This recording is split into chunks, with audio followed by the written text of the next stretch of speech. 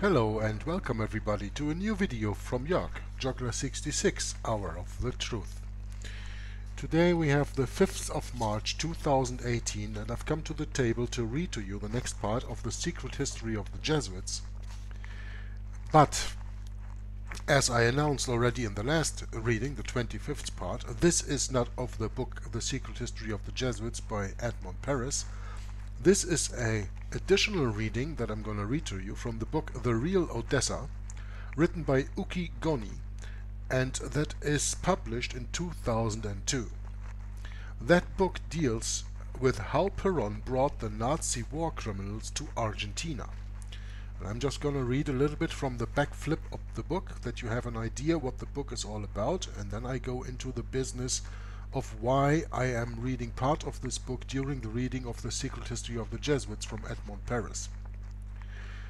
This groundbreaking work of investigation by a courageous Argentine journalist unravels the complex network that allowed hundreds of Nazi war criminals, including Adolf Eichmann, Josef Mengele, Erich Priebke and Klaus Barbie, to flee to Argentina at the end of the Second World War.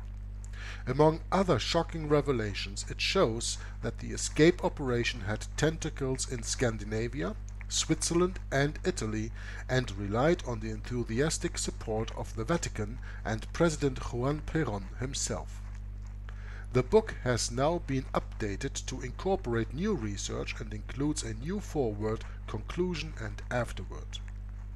Richard Overy from the Sunday Telegraph writes, breathtakingly sinister, the stuff of every post-war spy novel.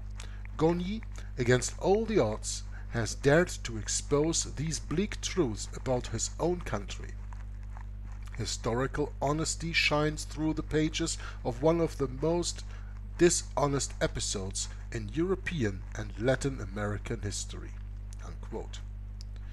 And then there's a quote from the Irish Times that reads, "Goni has filled in a missing chapter in the story of how the dying Third Reich threw its living tentacles around the world, crammed with fascinating, sometimes gruesome details." From the Times of the United States of America we read, "Uki Goni's 5-year search for collateral evidence led him to files in Europe that confirmed a true story more gripping than Frederick Forsyth's fiction." Unquote.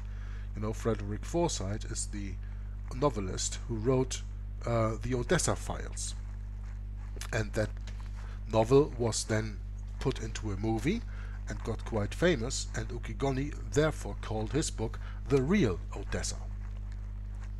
And we have two more quotes coming. One is here from the Scotland on Sunday. "Remarkable and shocking.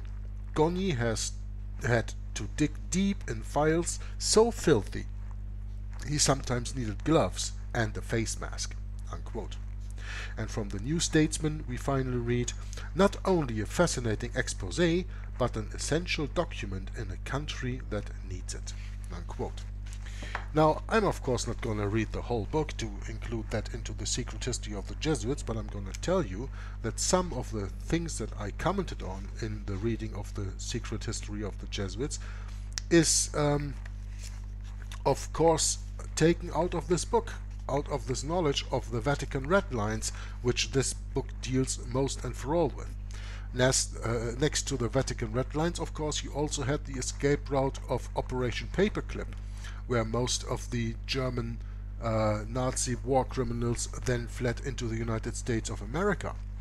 And there started a new life in the CIA, the Catholics in Action, the Knights of Malta founded intelligence agency of the United States of America.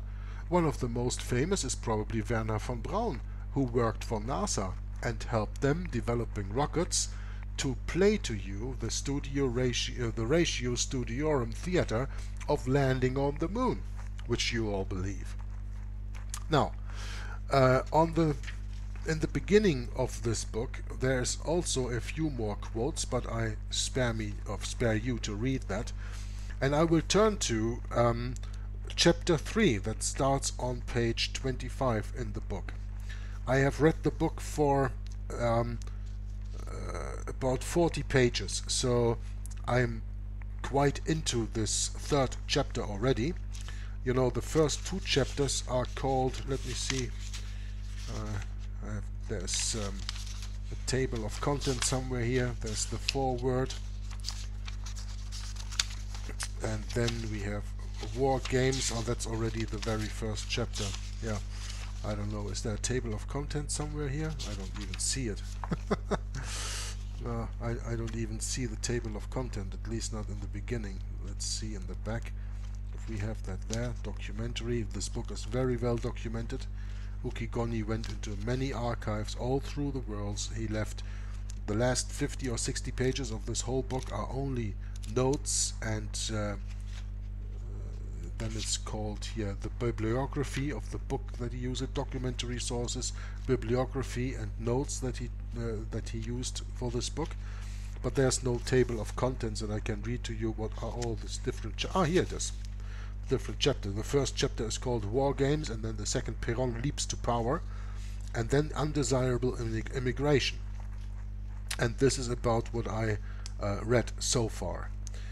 Undesirable Immigration is interesting to read in the viewpoint of the secret history of the Jesuits, especially chapter 6 and chapter 7 of the Infernal cycle that we read just before this one is coming out, because that deals with the war criminals in Germany at that time, and it deals also with the so-called persecution of the Jews.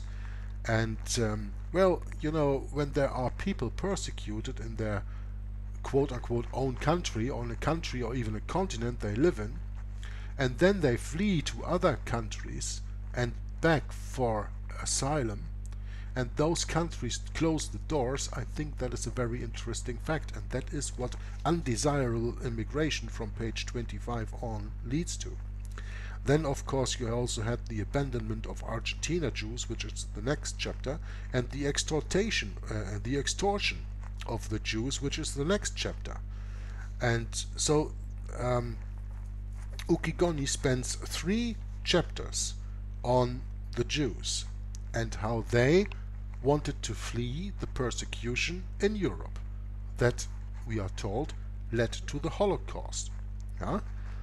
And the point is that we have to understand that a lot of Jews tried to flee from that persecution in Europe, and the other countries just closed the borders. So, we are now reading on page 25 Undesirable Immigration, speaking about the immigration of the Jews. On January 20th, 1942, the chieftains of the Nazi killing machine met at number 56 and 58 in Wannsee, Berlin.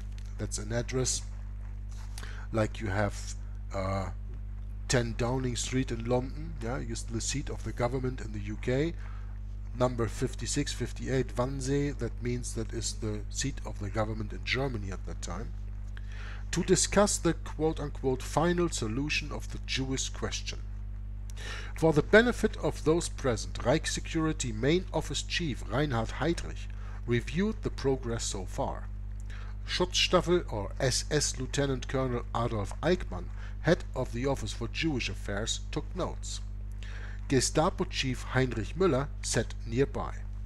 You know that the chief of the Gestapo and the SS together was Himmler, but the Gestapo of course had its own chief, and that was Heinrich Müller.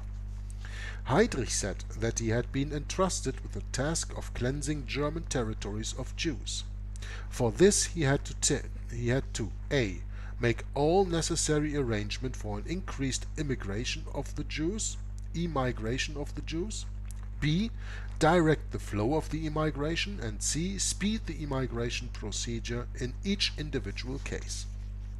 Heydrich had been able to show some results.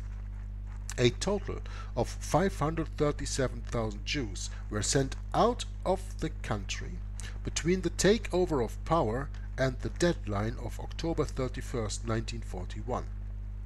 But immigration was not only a German problem, but also a problem with which the authorities of the countries to which the flow of immigrants was being directed would have to deal, and the Nazis had run up against a wall. the rest of the world was closing its borders to the Jews. Now, think of this in the light of 2018, where I, sitting here in Belgium, in Europe, reading this to you, and you maybe do not follow the European policy that much, but here in Europe we are overwhelmed, I can say. We are infiltrated, no, we are actually overrun and being conquered by Islamic quote-unquote refugees. Refugees from countries like Afghanistan, Syria, Iraq, even Turkey. Yeah? People come here, Muslims come here, and say that they are refugees because they are persecuted in their own country and they fear for their life. So Europe opens the doors and lets this flood of immigrants in. In the time during and before the Second World War, the Jews wanted to get out of Germany for the same reasons, and then it says here, the rest of the world was closing its borders to the Jews. So we today over here open up, and then at that time for the Jews everybody closed its doors. The point also that I'm reading this to you is to help you understand that this persecution of the Jews was needed. It was needed for the agenda of the papacy, the Antichrist of this world, because they needed to found a nation state of Israel. And why do they need to found that? Well, because the Antichrist is, according to the Roman Catholic Church, not the papacy, but someone who will come in the far future, and then will reign for 3.5 years, and then will make a covenant with the Jews and end the sacrifices and oblations, and then make a covenant with them for a certain time.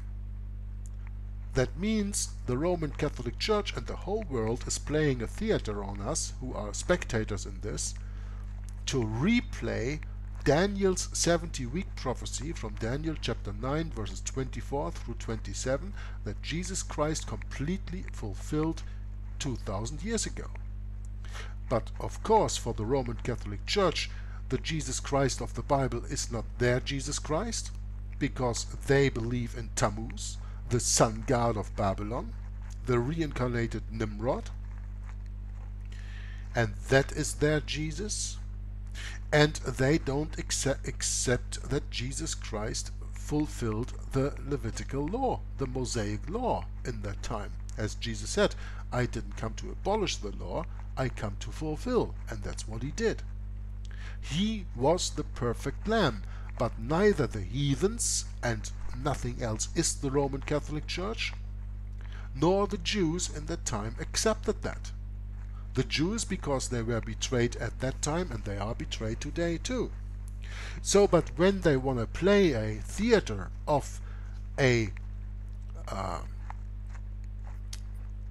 future Antichrist, who will be a Jew or be a Roman or whatever, doesn't matter, and he goes into the temple and he seizes the oblations to, he makes the oblations to cease and the sacrifices to cease and to stop, and to make a peace treaty with the Jews. Therefore you need to have a homeland for the Jews, don't you? And at that time there wasn't one. So they had to found a nation state for the Jews.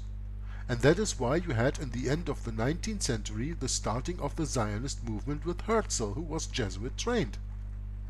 Oh yeah, bet you didn't know that, but that's very important knowledge. So with this, what are the right words to say this? With the starting of the Zionist movement, to found a nation state for the Jews who were scattered all over the world, since in 70 AD the 10th Roman Legion completely destroyed the temple and Jerusalem, they needed a new nation state. And therefore they needed persecution, because the Jews were sitting in Europe and they were quite comfortable. They had good jobs, they had good lives, their family were nice, they were prospering. They didn't want to go somewhere in the desert, stand there and build all up from scratch. That was not their intention. but when you are persecuted, you are maybe willing to go. So because of that agenda, that there needed to be a nation-state of Israel, that there the Antichrist can place himself, which is not the real Antichrist, but a puppet for the papacy. That is the real Antichrist, the papacy that is. They needed a nation-state of Israel, and therefore a persecution of the Jews. How could that be when all the countries open up and leave the Jews in?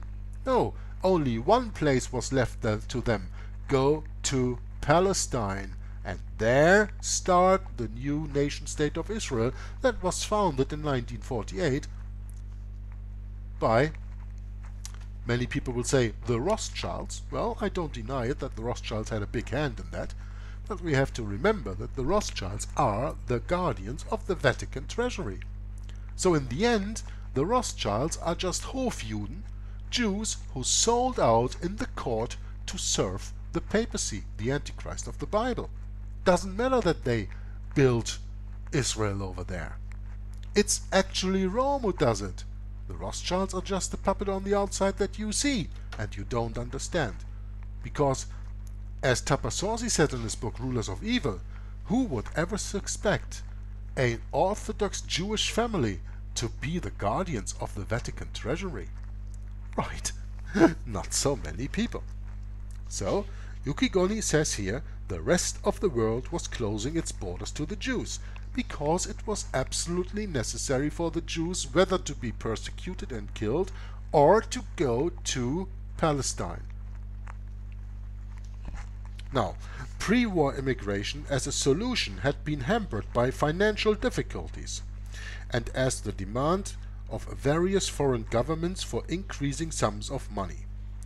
The lack of cooperation from foreign countries and the hefty bribes demanded from Jews by the diplomatic representatives of these countries had been a real stumbling block.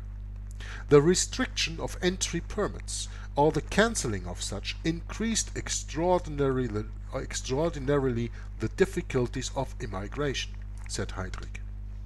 After the start of the war, there was therefore a shift away from immigration, and another possible solution had taken its place. Heydrich now announced plans for, quote, the evacuation of the Jews to the east. Approximately 11 million Jews will be involved in the final solution of the European Jewish question. Now, what is the final solution of the Jewish question in Europe? That is an interesting question, right?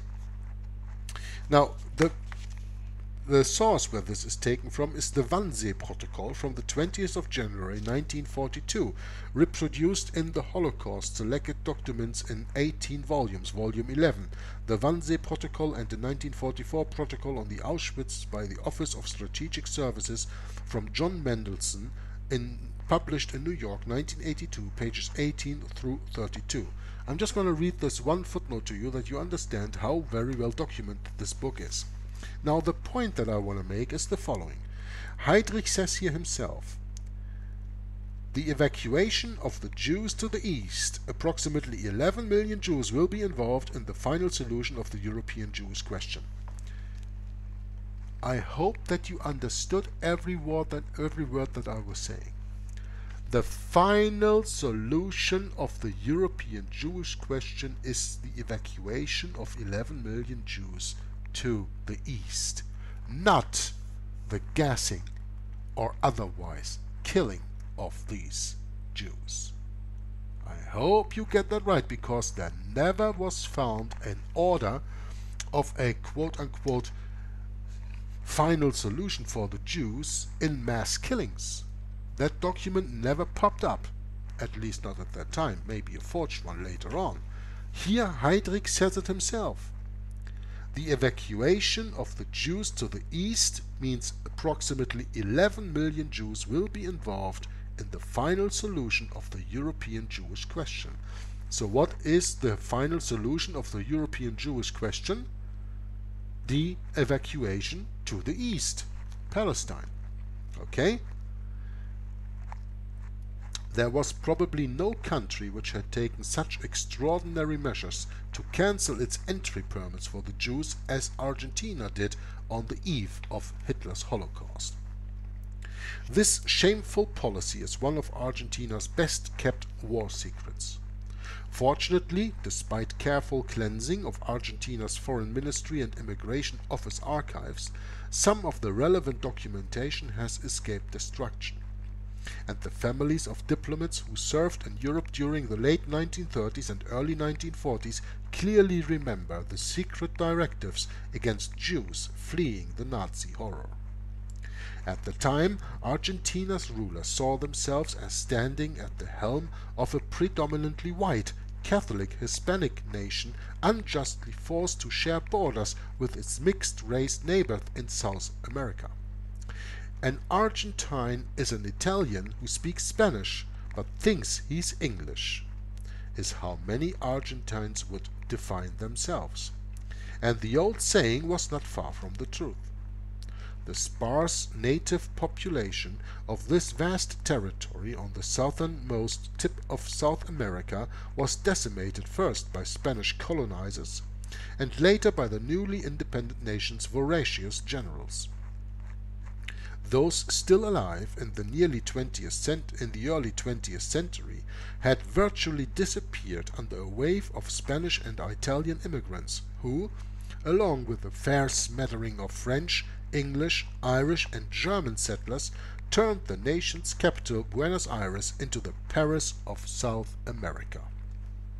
The fact that the mix of 15 million inhabitants included Jewish settlers, totaling 500,000 people, was something the Argentine establishment first preferred to ignore and later attempted to correct. And here we go into another footnote, number 65, so let me just look that up in the back of the book. It says here, for a comprehensive study by the German embassy in Buenos Aires of the Jewish community in Argentina, see its 27-page report, Die Judenfrage in Argentinien, which means the Jewish question in Argentina. 10th of January 1939, captured German Foreign Ministry records, and then follows a few numbers and letters giving the that you can trace that. See also frames and so on for Jewish population estimates and a review of immigration policy regarding the Jews in various other South American states. And now I'm done with the footnotes, I think. You get the point. This book is very, very well documented. Now, where was I?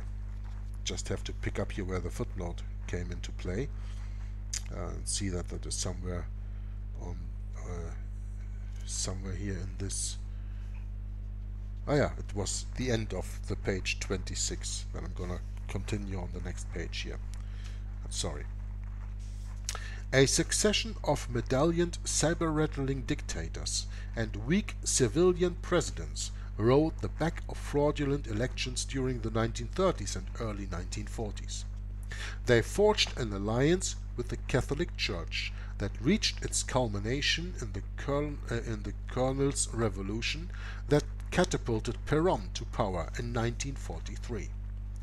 The Colonels, eager to legitimize their self-appointed role as quote-unquote saviors of the nation, heaped favors on the Church, allowing it to realize some of its oldest and dearest aspirations. Chief among these was the compulsory teaching of the Catholic faith in all the nation's schools, a concession to the country's prelates that ran contrary to Argentina's liberal constitution.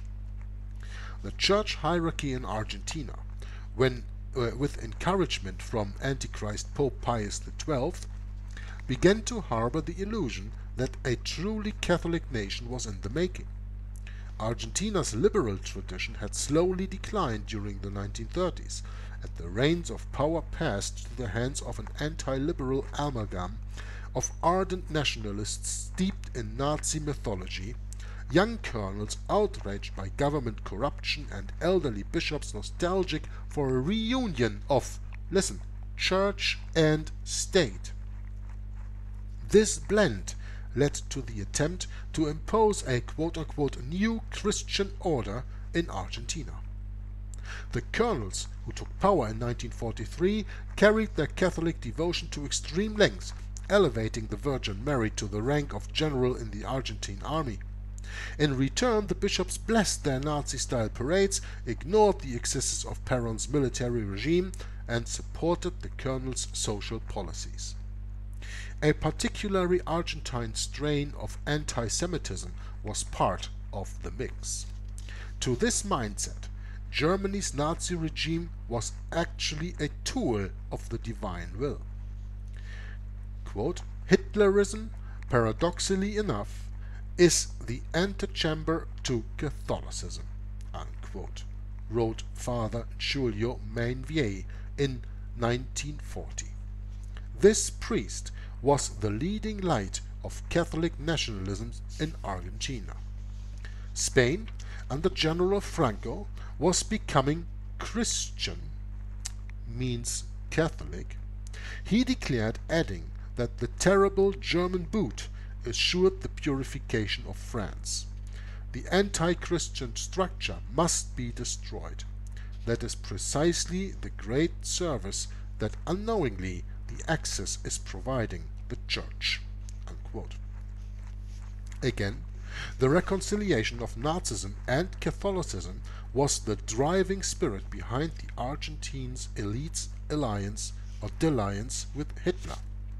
Even though the country's nationalist Catholics declared themselves opposed to the tremendous persecution of the Jews in Germany, their disagreement was one of degree, not of substance. Father Mainvier's 1936 bestseller El Judío, The Jew, defined this attitude succinctly when it stated that, quote, we Christians, and I'd like to remind you that you should understand that as we Catholics, must love the Jew in accordance with Christ's precepts to love even our own enemy, unquote. The book managed to systemize Argentine anti-Semitic thought while at the same time declaring itself against Nazi-style racism. Quote, we must love the lepers, but this does not prevent them from being isolated to prevent contamination.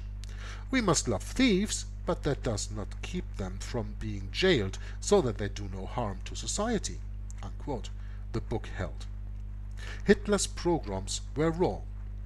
What was needed were special laws that took into account the, quote, theological dangerousness of this race. They must not be exterminated from among the Christian peoples as the anti-Semitics pretended, nor must they be granted equal rights as liberalism would wish, unquote. Mainvier's influence was long-lasting, and in the 1960s his book was reprinted without alterations. So did the world learn? I don't think so.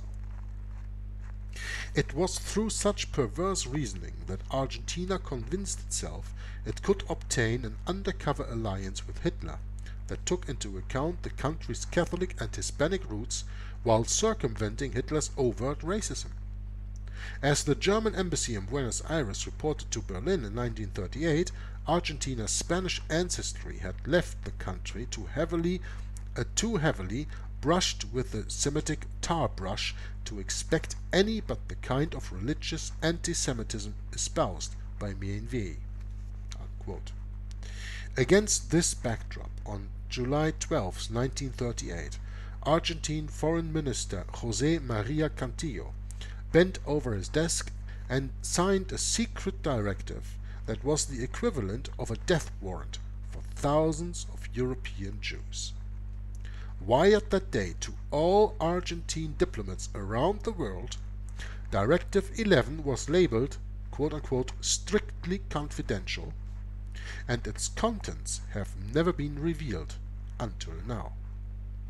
The secret order came only a few months after Germany's annexation of Austria and had placed 200,000 new Jews at Hitler's mercy. It was designed specifically to ensure that none of the German and Austrian Jews fleeing Hitler found their way to Argentina, and thus bears out Heydrich's justification at Wannsee, that the cancellation of entry permits by foreign countries had proved immigration a non-viable solution to the Jewish question. It instructed Argentine consuls around the world to, quote, deny visas, even tourist and transit visas, to all persons that could be considered to be abandoning or to have abandoned their country of origin as undesirables, or having been expelled, whatever the motive for their expulsion, unquote. In the dark climate of pre-war Europe, Argentine diplomats knew the clumsily worded order defined one particular group of humanity over any other: the undesirable Jews expelled from their homes by the German Nazis and Italian fascists. The order anticipated that Jewish refugees were unlikely to reveal their true status before hard-nosed Argentine diplomats and advised consuls to apply their own, quote, conscientiousness and sound criteria, unquote, when evaluating borderline cases. To ensure that they erred on the side of rigor, Directive 11 warned that the zeal applied to each evaluation would enable the Foreign Ministry to, quote, establish the functionary's aptitude for the post, unquote. In other words, their jobs were on the line if any undesirables slipped through the filter. These instructions are strictly confidential and must not for any reason be referred to before the public or before the authorities of the country of posting, the order concluded. Directive 11 did not come alone. It was issued secretly to underpin new publicly announced restrictions to Argentina's hitherto fairly benevolent immigration law. This tightening of the cordon around the country's border was decided on because Buenos Aires correctly feared that the persecution of the Jews in Europe would push them towards Argentina, where a sizable Jewish community already existed. First of all, Decree 8972 lifted the quaint exemption from visas that first-class passengers had enjoyed until then, based on the belief that immigrants only traveled second or third class. Many Jews and even communists had discovered the first-class loophole. The government realized, and it was time to plug it. Secondly, and more importantly even, a new system was introduced starting in October, whereby only the Immigration Office would have the authority to authorize landing permits. From now on, immigration officials in Buenos Aires would judge applications on a case-by-case basis, relying on the personal information forwarded by the Argentine consulates in Europe. Consuls, therefore, lost their discretionary power to stamp visas based on their own judgment. Pandemonium broke loose on 30th of July, when the decree was made public. Argentine consulates around the world were flooded with applications from Jews wishing to get in before the October deadline. In Buenos Aires, the Immigration Office was also bombarded with applications for landing permits presented by Jews in Argentina for their persecuted relatives in Europe. Expecting this rush, Argentina had taken preemptive measures. As well as the secret Directive 11 on July 12th, Argentine consulates were secretly instructed to apply the October changes as if they were already in force. The day the decree was issued, the Immigration Office stopped issuing landing permits altogether, and by August 25th it took the more expedient course of simply closing its doors to the public. There was some mild opposition to the decree in Argentina. Mild opposition. In Congress, a small group of legislators demanded explanations, particularly concerning instructions to consuls to ascertain the religion of applicants.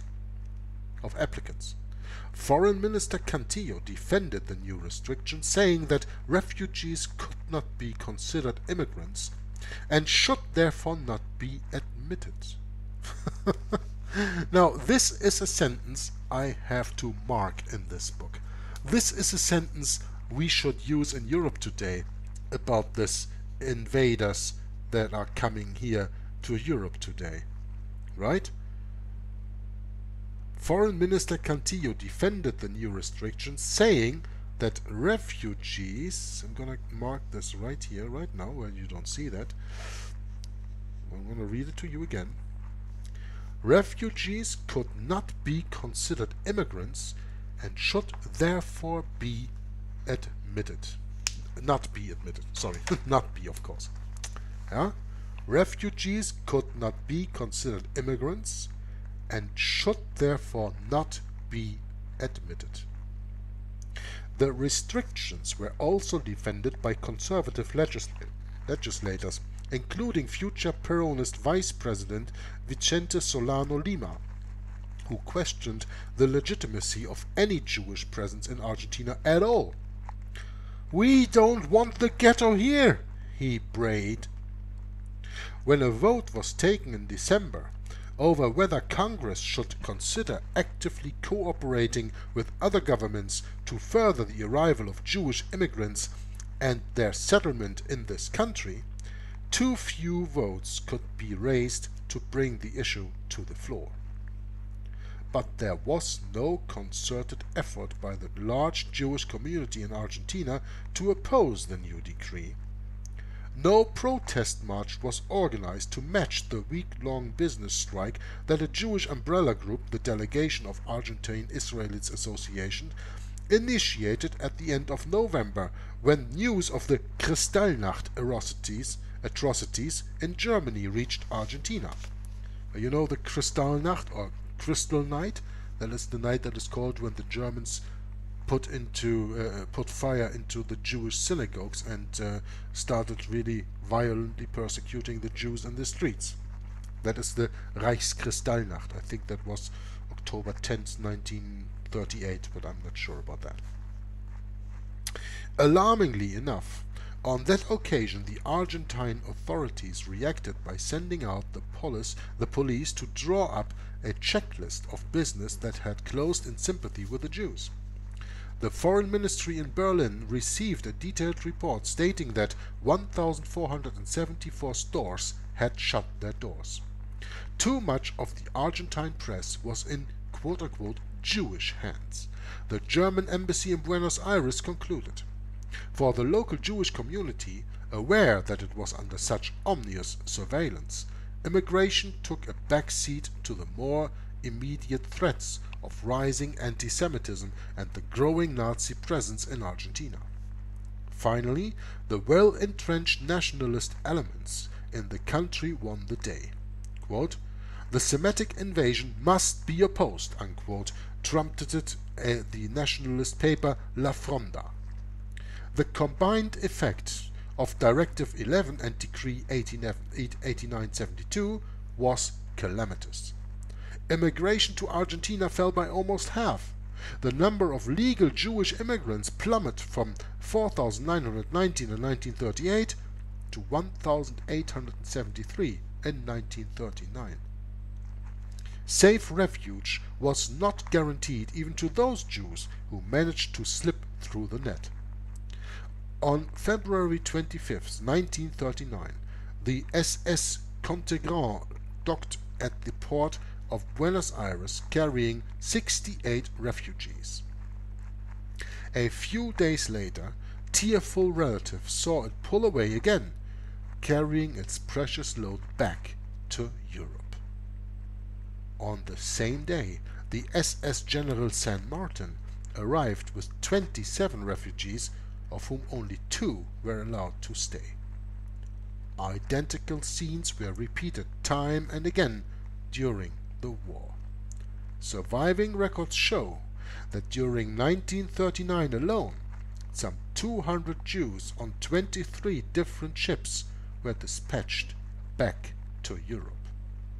The actual number may have been far higher. Despite instructions never to refer to the existence of Directive 11, some consuls did mention it in their communications with the Foreign Ministry. Thus, in August 1942, the consul in Barcelona informed Buenos Aires that a group of 27 Jewish refugees, including children who had obtained visas from Paraguay and Chile, were seeking transit visas to Argentina, so that they could travel to their final destinations overland by train. The consul felt it his duty to make sure these visas were denied because of their race and because of Directive 11. He also wished to warn Buenos Aires of the migratory movement of Hebrew families from Central Europe to our neighboring countries.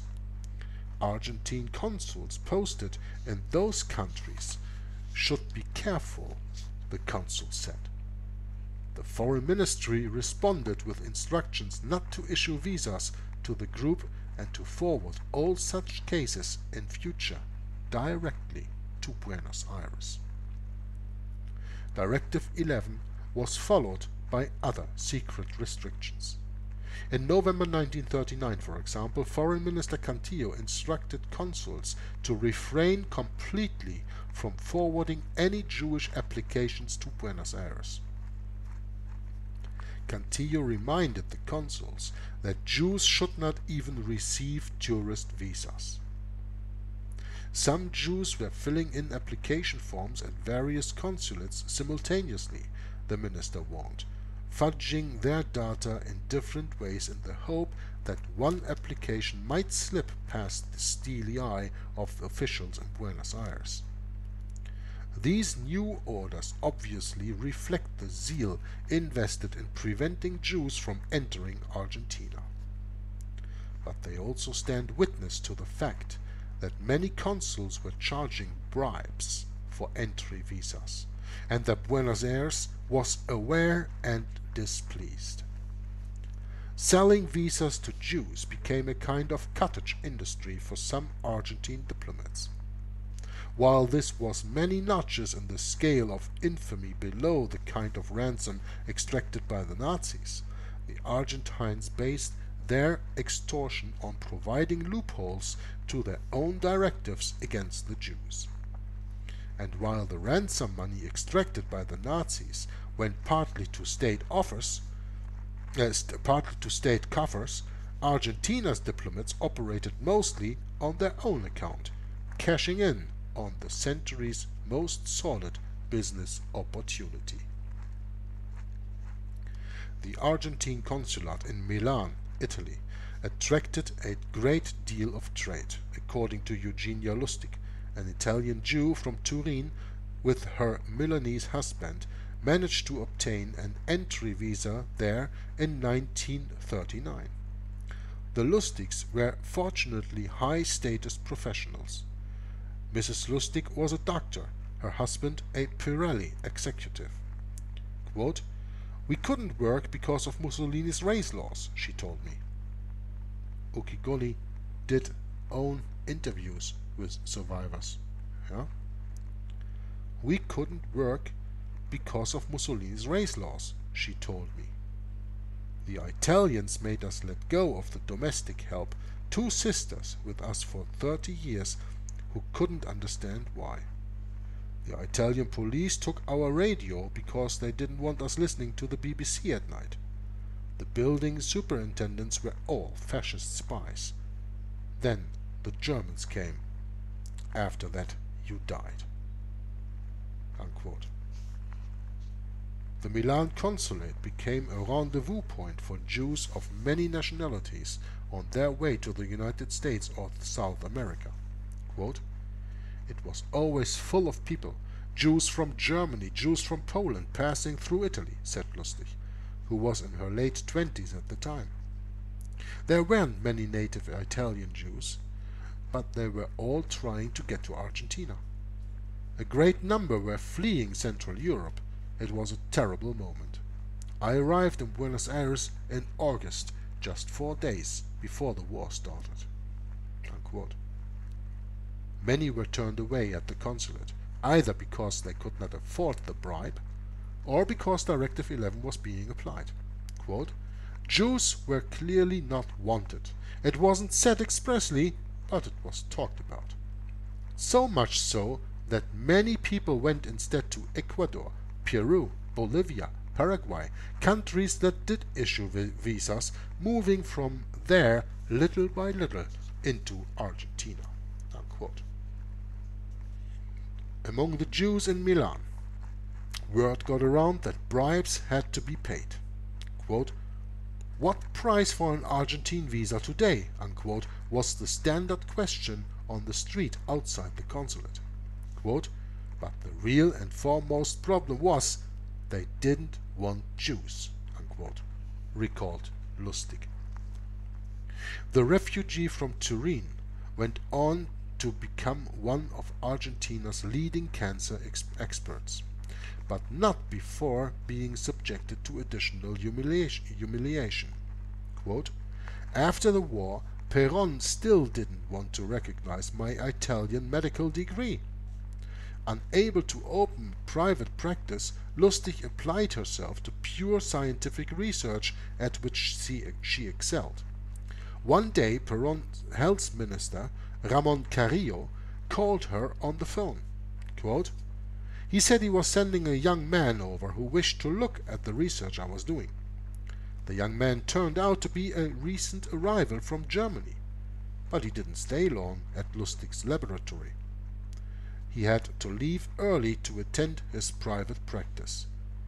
I have medical permit signed by the minister," the smiling German explained.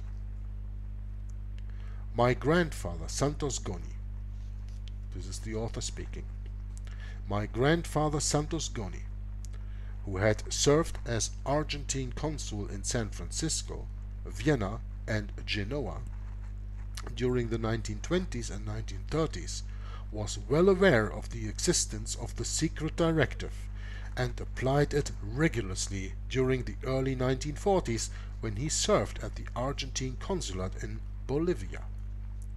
The daughters of Eduardo Labugle, Argentina's ambassador to Berlin during the 1930s, also clearly recall the existence of the secret order and the headaches it caused their father. Neither of these two diplomats could have been considered pro-Nazi or anti-Semitic, but they did combine a sincere dislike of the Nazis with a marked absence of sensitivity toward the plight of the Jews. They were both career diplomats imbued with an old-school sense of obedience, and the orders they received were very clear. My grandfather, posted to La Paz from 1939 to 1944, had to deal with a large number of requests from Jews who wished to enter Argentina from Bolivia. Dismayed by the difficulties in obtaining visas for Argentina and Europe, many Jews traveled to neighboring countries and sought to enter surreptitiously from there.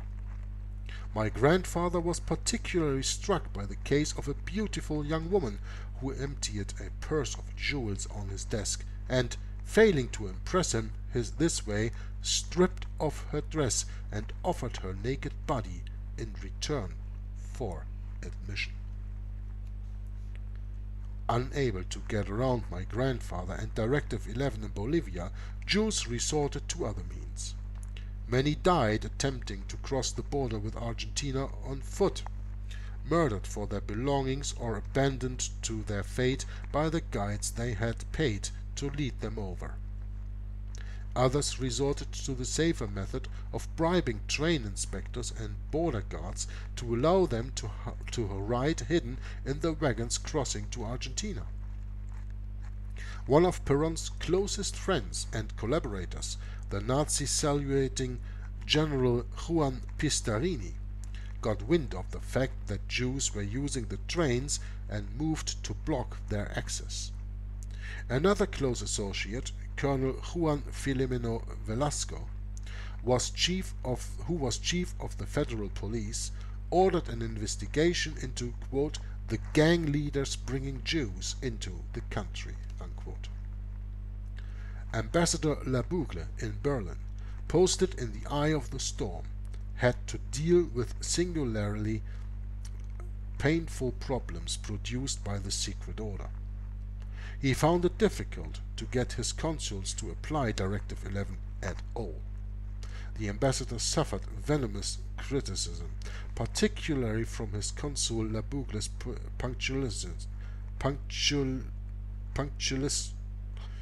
oh, that's a strange word, I have to say, I'm very sorry. Punctiliousness. Okay. Particularly from his consul in Hamburg. The ambassador suffered venomous criticism, particularly from his consul in Hamburg, Bartolome Danieri, who felt he was a martyr to Labougle's punctiliousness. Ambassadors in other European cities were allowing their consuls to grow fat on money extorted from the Jews, and Danieri was peeved at being excluded.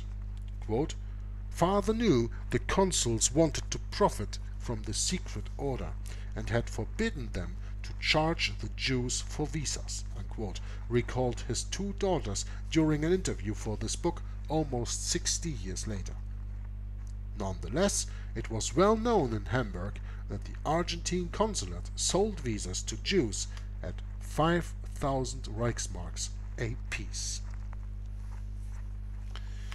5,000 Reichsmark, look that up, what that is valid in the time of the war, what that value was. And then you get an idea that as a normal Jew you did not have any chance to bribe anyone to get out of there. The ambassador's insistence that the directive be obeyed, Directive 11, did not stem from any Nazi sympathies. In fact, his career was cut short partly because of his failure to toe the covert pro-Axis line followed by successive Argentine governments. Quote, when father returned from official receptions in Berlin, he and mother, both still in their gala clothes, would send off ciphered cables to Buenos Aires, warning of the Nazi threat, unquote, his daughters recalled.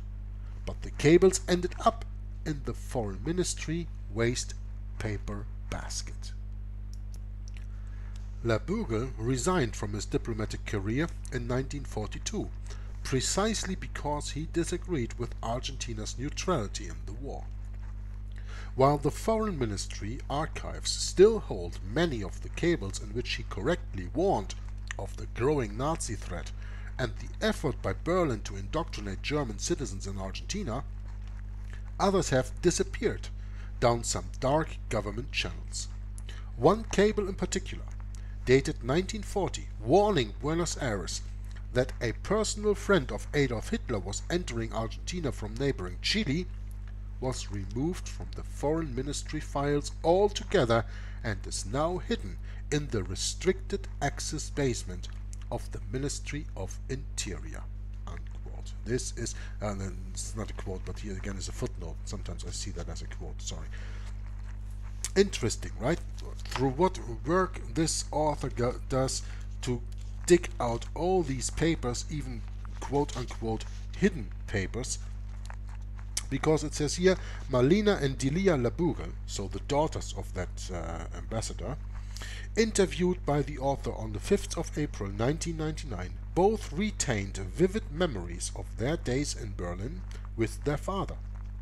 Labougle's warning regarding the arrival of the Eichhorn couple in Argentina was sent from Chile, where he was transferred after Berlin. In 1997, a copy of this cable still survived in the Interior Ministry basement on a cabinet shelf a few steps away from a giant green shredder machine.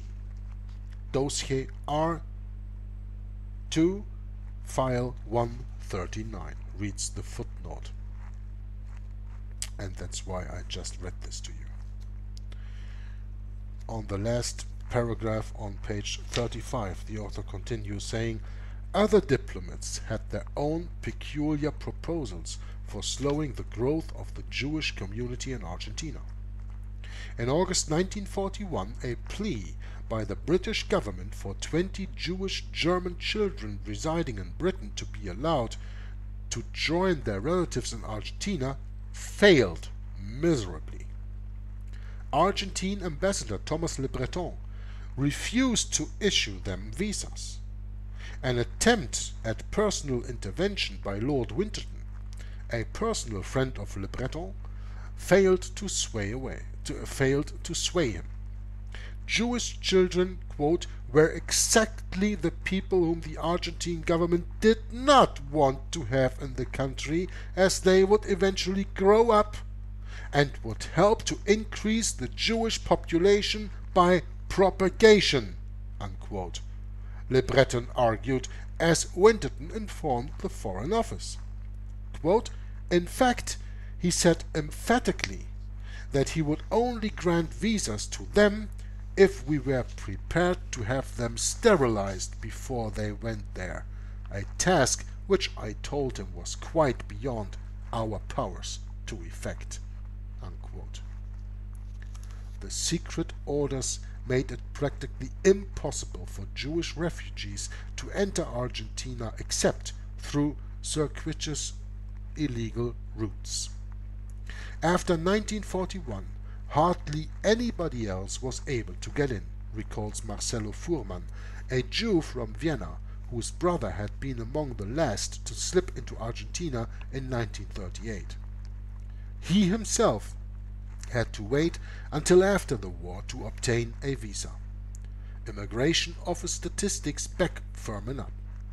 The number of second and third class transatlantic passengers who were willing to state their religion as Jewish upon arrival in Buenos Aires plunged from 2006 in 1941 to a dismal 60 in 1942, falling further to only 26 in 1943 and to one solitary passenger by 1944.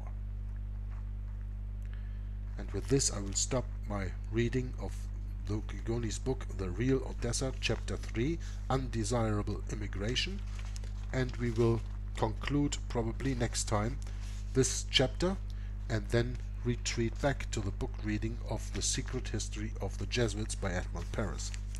But I personally find this very important to include this reading, what I'm just reading here, into the secret history of the Jesuits, to give you an even broader view on the facts that when Jews wanted to flee Europe because they were persecuted without any doubt,